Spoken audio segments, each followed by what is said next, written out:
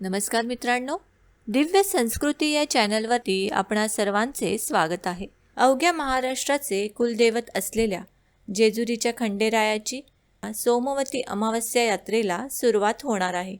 दरवर्षी अमावस्येला प्रारंभ होताच पालखी सोहळा निघत असतो आणि सोमवती अमावस्येनिमित्त जेजुरी गडावर भव्य यात्रा देखील भरत असते.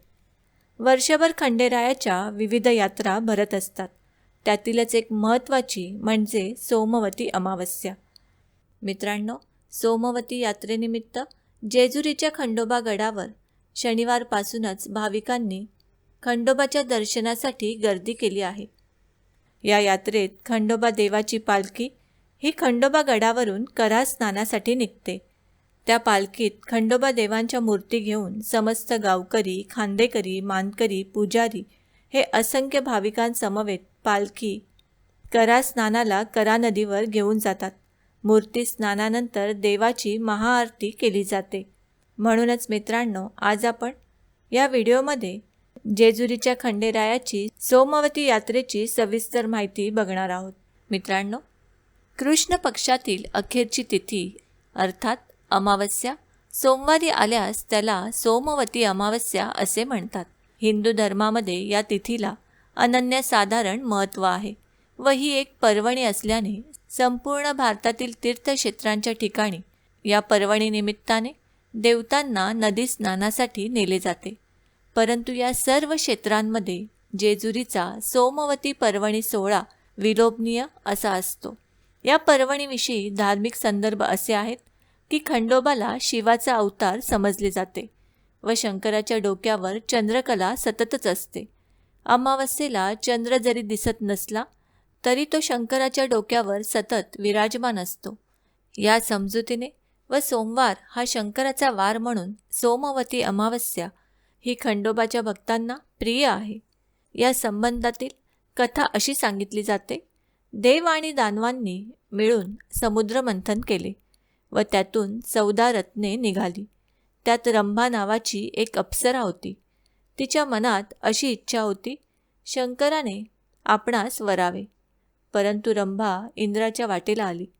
त्यामुळे रंभेच्या मनातील इच्छा अपूर्ण राहिली. नारदाच्या सांगण्यानुसार तिने शिवाचा जप केला व शंकर महादेव प्रसन्न झाले. मी जेव्हा खंडोबाचा अवतार घेईन त्यावेळी तू माझी पत्नी होशील असा वर शंकराने तिला दिला. त्यानुसार सोमवती अमावस्येला त्याने रंभेची मनोकामना पूर्ण केली. म्हणून श्री खंडोबा म्हाळसा देवीसह पर्वणी स्नानाच्या वेळी कऱ्हा नदीवर रंभाई मंदिरात जातात. मित्रांनो, पर्वणी स्नानासाठी श्री खंडोबा म्हाळसा मूर्ती मंदिरातून पालखीमध्ये ठेवून नेल्या जातात. महाद्वारातून पालखी बाहेर पडते व बाणाई मंदिराकडून नंदी चौकामध्ये येते. त्यावेळी पालखी पुढे देवाचा घोडा सामील होतो.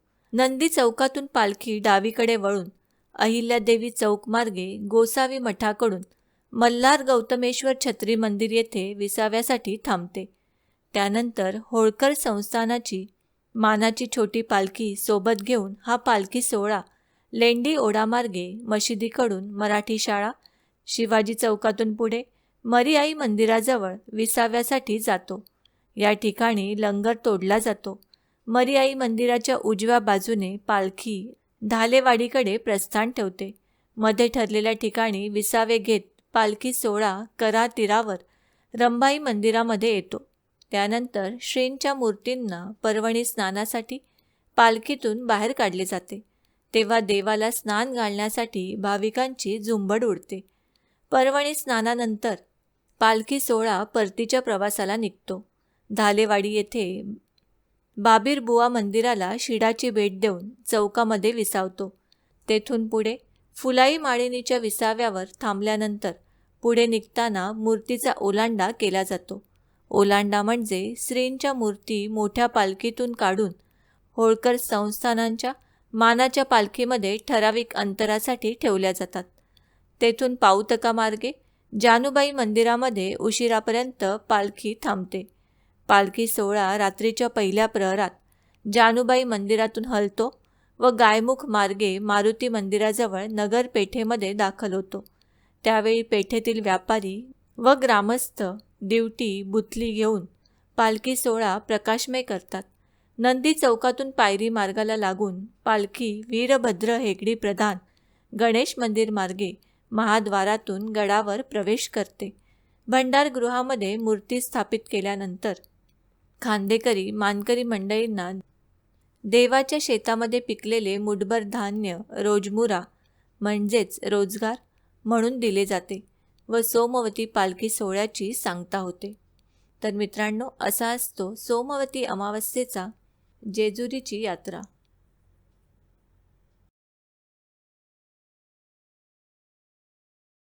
मित्रांनो, आम्ही अपेक्षा करतो की आम्ही सांगितलेल्या माहितीचा तुम्हाला सर्वतोपरी लाभ होईल. माहिती आवडली असल्यास ही माहिती तुम्ही मित्रपरिवाराबरोबर शेअर करा आणि अजूनही जर तुम्ही दिव्य संस्कृती या चॅनलला सबस्क्राईब केलं नसेल तर आमचे नवनवीन व्हिडिओ पाहण्यासाठी चॅनलला आजच सबस्क्राईब करा. धन्यवाद.